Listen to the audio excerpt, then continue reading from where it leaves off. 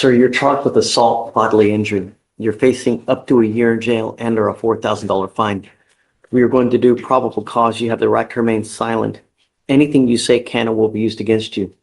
You have the right to have an attorney present. If you cannot afford one, will be appointed to you, sir. I'm sorry, but there's a photo from my computer. We have to do probable cause. You have the right to remain silent. I don't want you to say anything because I don't want you to hurt your case anymore, okay? On March 13th, 2025, at approximately 3:11 a.m., officers were dispatched to a gas station in Harris County, Texas, in reference to an assault. Upon arrival, officers met with the complainant, who stated the defendant assaulted him with his arms.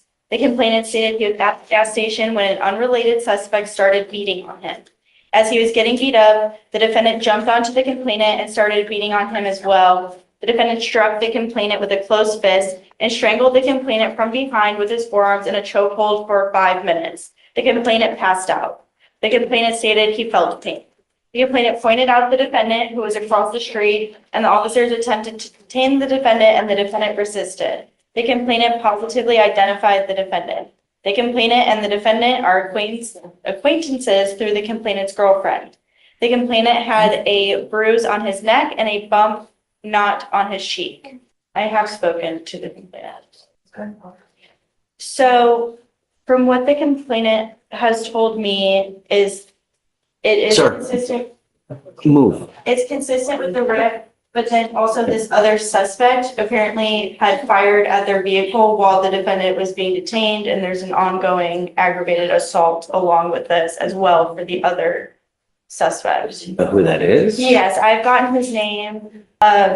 I need to reach out to the officer to see what this is on that, but we do have the name of the other suspect. James, I'm going to find that there's sufficient probable cause to go forward with your case. If I find that you put hands on anyone in this life from now on, I'm going to revoke your bond and I'm going to make it so high you'll have teeth falling out. Do you understand? That's right. You are not to consume alcohol, illegal drugs, or unprescribed controlled medication. I'm going to randomly test you. If I find that you're using alcohol or illegal drugs, I will revoke your bond and put you in jail. If I find that you're a danger to my community, likewise, no more PR bonds. Do you understand? That's right. You are not to have any contact with this person.